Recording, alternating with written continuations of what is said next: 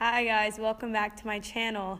So for today's video, I'm going to be telling you how to get into RTA media production or basically any media program that you're trying to apply to.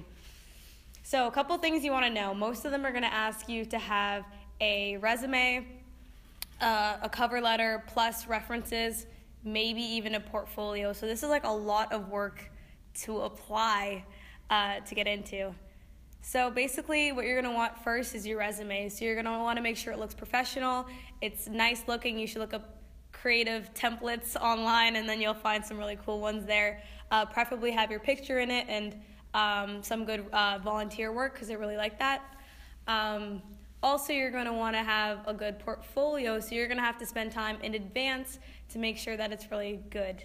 And for your references, you're going to want to make sure that they're going to actually give you a good reference and not a bad one. So you're going to want to have to make sure you build those relationships with people, put in the extra work because eventually it'll pay off. And a lot of the times these programs are really competitive, so you're going to want to stay, on top of that. Also, your grades aren't that bad because there's like a minimum requirement. So most of the time it's going to be 80% as your minimum for your overall GPA to get in.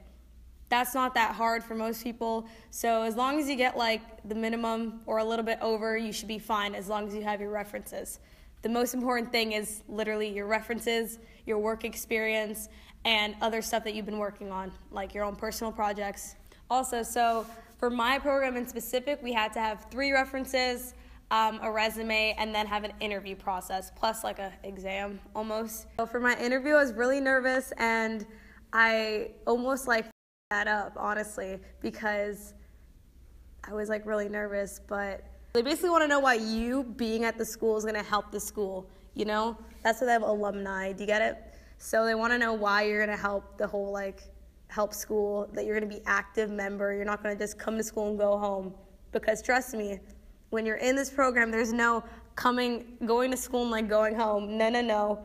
Literally, I'm here. Maybe not everyone, but if you want to put in the extra effort, you're here probably till 11 p.m. on a daily basis or later when you're trying to work on projects.